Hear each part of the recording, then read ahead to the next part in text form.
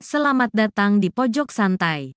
Sebelum Anda mendengarkan audiobook ini, kami menginformasikan bahwa channel ini adalah review audio dari buku yang ada di Indonesia. Untuk membaca keseluruhan buku ini, kami menyarankan membeli buku aslinya di toko buku kesayangan Anda, baik offline maupun online. Keberadaan channel ini dimaksudkan untuk membantu Anda mendapatkan pengetahuan dari buku-buku kesayangan Anda.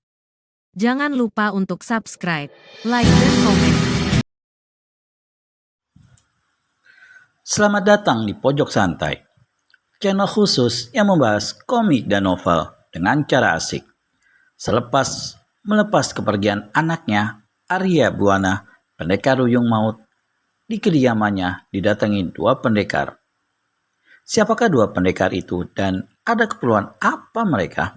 Yuk langsung saja disimak video berikut ini.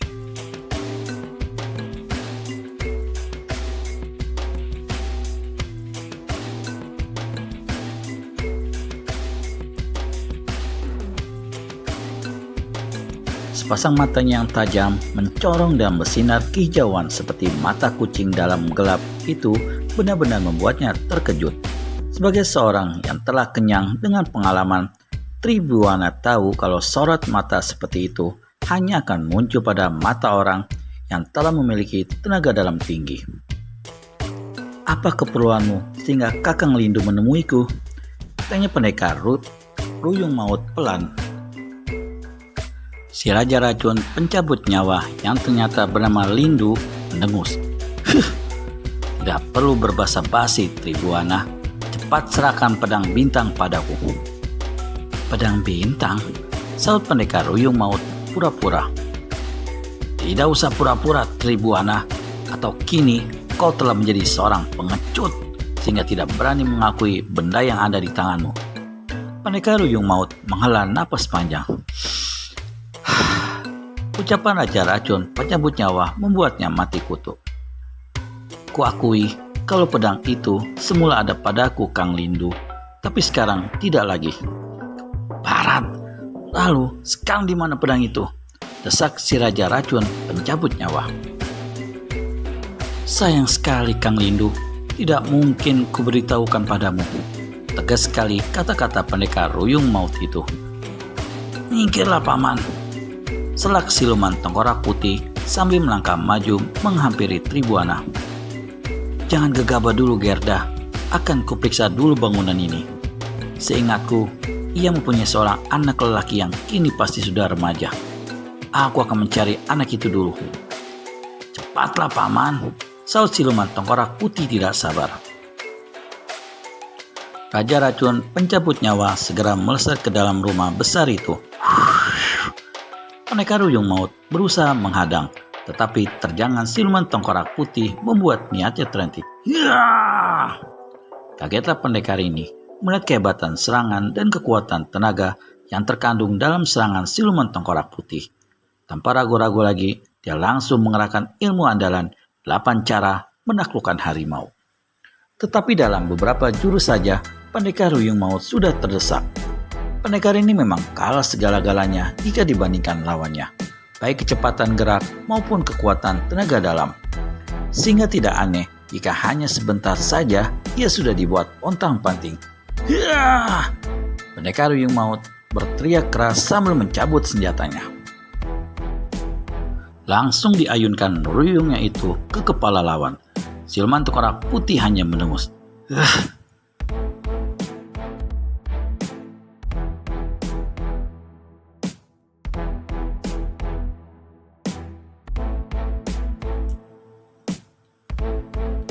Tangan kanannya cepat-cepat diangkat melindungi kepalanya. Tak! Pendekar Ruyung Maut terhuyung. Mulutnya menyeringai. Sekujur tangannya seolah-olah terasa lumpuh tatkala tangan sosok serba putih itu menangkis ruyungnya. Di saat yang tidak menguntungkan bagi pendekar itu, totokan ujung kaki siluman tengkorak putih menyambar cepat ke arah lututnya. Pendekar Ruyung Maut mengeluh. Sambungan tulang lututnya kontan terlepas. Akibatnya, tubuhnya pun sempoyongan. Dan kini, lagi-lagi serangan susulan dari siluman tengkorak putih kembali menyebar. Kembali Tribuana mengeluh ketika sebuah tepakan laki-laki berjubah putih itu telak menghantam dadanya. Ketika pendekar ini terbatuk, ada segumpal darah kental keluar dari mulutnya. Tanpa ampun lagi, tubuhnya terbanting ke tanah. Serangan itu memang dahsyat sekali. Dan saat itulah si Raja Racun, pencabut nyawa, keluar dari dalam rumah besar itu. "Bagaimana, Paman?" tanya siluman tengkorak putih. Si Raja Racun, pencabut nyawa, hanya menggeleng. "Bagaimana, Tribuana?" Siluman tengkorak putih menoleh ke arah pendekar ruyung maut yang masih tergolek di tanah dengan napas tersengal-sengal. "Kau ingin menunjukkan kemana perginya putramu itu dengan pedang bintangnya?" "Lebih baik aku mati," tandas Tribuana. "Baik, kalau itu yang diinginkan, tapi jangan harap akan kubunuh begitu saja. Kau akan kusiksa pelan-pelan," ancamnya. "Jangan harap dapat membuatku takut, iblis." "Bangsat," maki siluman tengkorak putih. Seketika kaki siluman tengkorak putih bergerak menginjak. Kemarahan membuatnya lupa pada ancamannya. Kakinya dijejakkan pada dada Tribuana sambil menekan kuat-kuat. Terdengar suara gemertaknya tulang-tulang yang berpatah. Darah segar memancur deras dari mulut, hidung, telinga, dan bahkan mata pendekar ruyung maut. Sejak malam itu, maka gemparlah dunia persilatan. Siluman tengkorak putih benar-benar mengamuk. Setiap perguruan silat yang beraliran putih dihancurkan, tak terkecuali perguruan tangan sakti. Bahkan Ki Wanayasa telah ditewaskannya. Sementara para tokoh kaum hitam mulai bersorak gembira. Kini mereka berani melakukan kejahatan dengan lebih leluasa. Hanya saja si Raja Pisau Terbang dan Bergola belum terdengar beritanya. Setelah beberapa saat lamanya melayang di udara, tubuh Arya Buana langsung jatuh di permukaan air sumur itu. Berkat ilmu meringankan tubuhnya yang sudah cukup tinggi, pemuda itu tidak menemukan halangan berarti. Beberapa saat, tubuh Arya Buana mengapung di permukaan air. Sepasang matanya nyalang, mengamati bagian dinding sumur, mencari-cari lubang yang dikatakan ayahnya. Berkat kegigihannya, akhirnya lubang itu berhasil ditemukan. Persis seperti yang dikatakan ayahnya. Lubang itu terletak hanya sekitar setengah tombak dari permukaan air sumur. Arya Buana menimbang-nimbang sejenak. Rasanya tidak mungkin dapat mencapai lubang itu dengan melompat. Kalau di darat, jarak seperti itu memang bukanlah apa-apa. Tapi, kalau di air, bagaimana hal itu dapat dilakukannya? Kakinya tidak mempunyai landasan yang cukup mantap untuk tempat menjejak. Kalau ayahnya memang sudah dapat dipastikan akan melakukan hal itu. Setelah berpikir beberapa saat lamanya, Arya Buana segera berenang ke dinding sumur mendekati lubang itu. Segera diambilnya sebilah pisau, kemudian pelan saja ditancapkannya di dinding sumur. Sesaat kemudian, dikeluarkan pula pedang bintang dari warangkannya. Baru setelah itu, tubuhnya melenting dan hinggap di atas pisau yang tadi ditancapkannya dinding. Pisau itu nampak agak goyah karena Arya Buana hanya mengujamkannya pelan saja. Sambil menekankan pada landasan, Arya Buana melompat ke atas. Dan ketika tubuhnya berada tepat di depan lubang yang hanya kecil saja itu, segera ditancapkan pedangnya sekuat tenaga. Pedang itu amblas ke dinding sumur hingga setengahnya lebih. Karena saja hal ini membuat tubuh Arya Buana tergantung di depan lubang itu. Bagaimana kisah kelanjutan Arya Buana yang masih berada di dalam sumur dan mencari jalan menuju kitab-kitab Ki Gering Langit?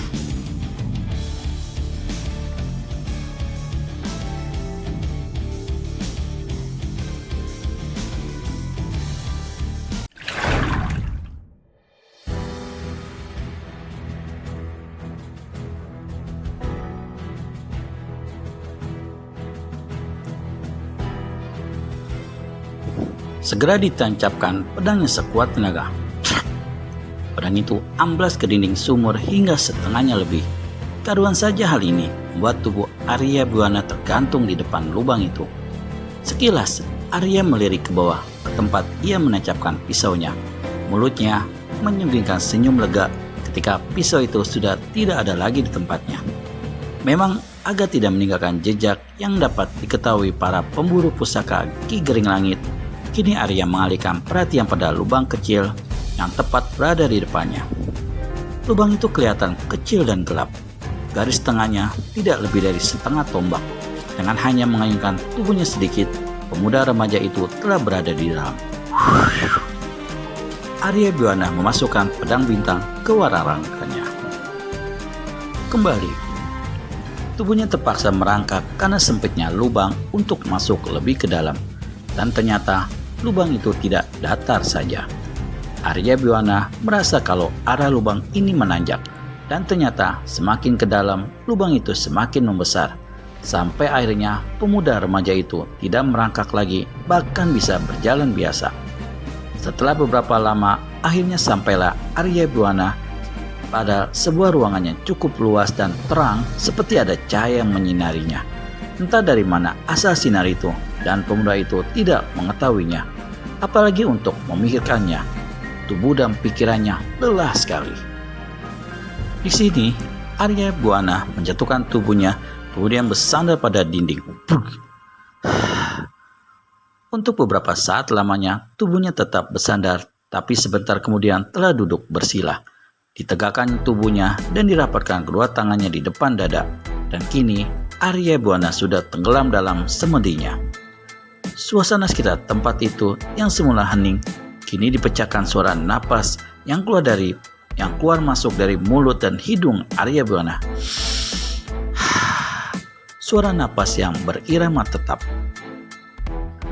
Setelah dirasakan tenaganya kembali pulih, Arya Buana menghentikan semedinya. Sebentar diperhatikan ruangan di sekitarnya. Ruangan ini ternyata mempunyai beberapa buah lorong. Segera pemuda ini mengeluarkan gulungan kain yang disimpan, dibuka, dan diperhatikannya petunjuk dan coretan yang ada.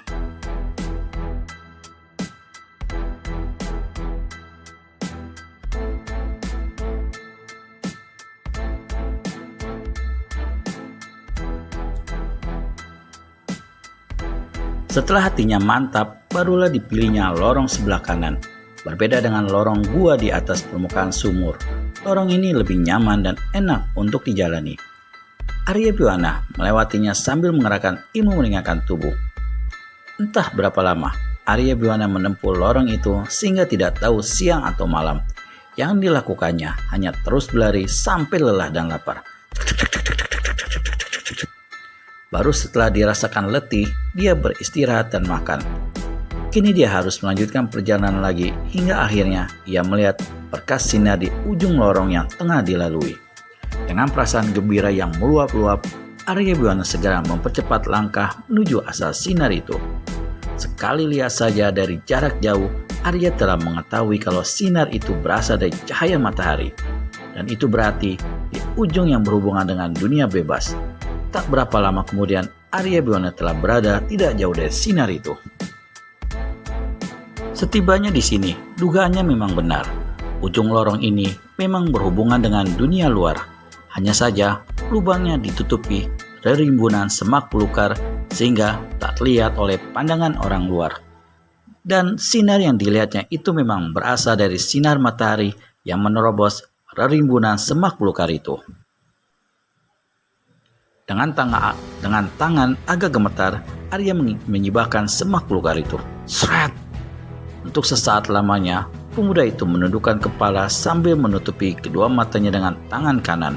Silau rasanya diterpa sinar yang telah sekian lama tidak dilihatnya. Setelah agak terbiasa, barulah Arya menurunkan tangannya.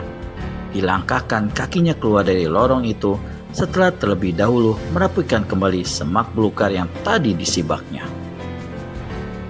Kemudian sepasang matanya memandang berkeliling mengamati sekitarnya. Untuk beberapa saat lamanya, pemuda itu masih mengamati sekitarnya. Sepasang alis yang tebal dan berbentuk golok nampak berkerut. Rupanya ada yang tengah dipikirkan. Tak lama kemudian, dikeluarkan kembali gulungan kain yang diselipkannya di balik baju di pinggang. Dibukanya kembali dan diamati lagi coretan-coretan dan garis-garis yang tertera di situ. Pantas saja tidak kutemukan. Rupanya ada sesuatu yang kulupakan. Gumam pemuda itu seperti untuk dirinya sendiri.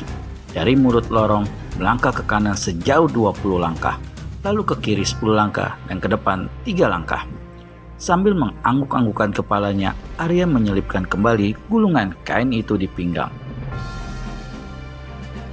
Maka kakinya mulai melangkah sesuai petunjuk yang tertera di gulungan kain itu.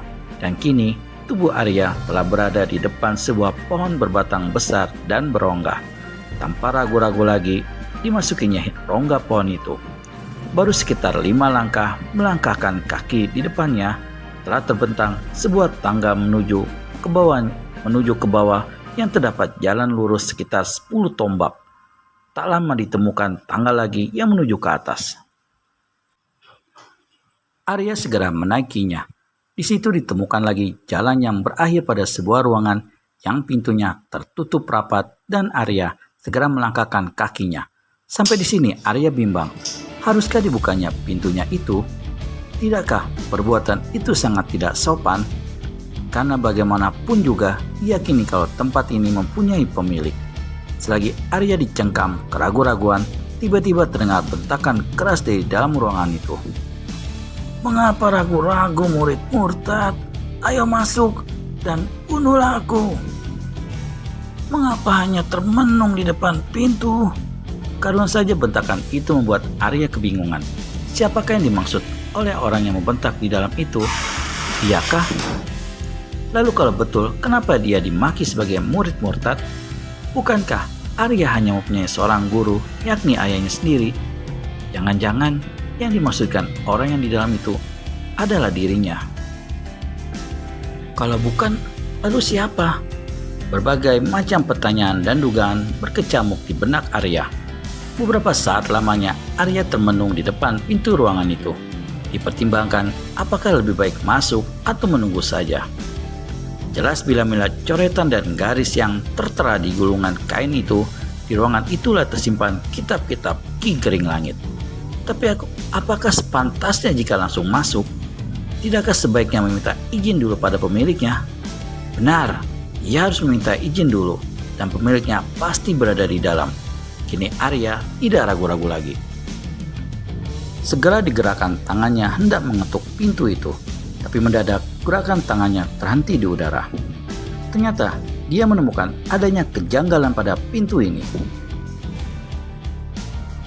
Gerangan, kejanggalan, apa yang dirasakan Arya Biwana? Temukan jawabannya di video selanjutnya hanya di channel Pojok Santai. Segera subscribe dan tekan tombol lonceng untuk mendapat notifikasi video terbaru dari kami. Terima kasih dan sampai bertemu kembali.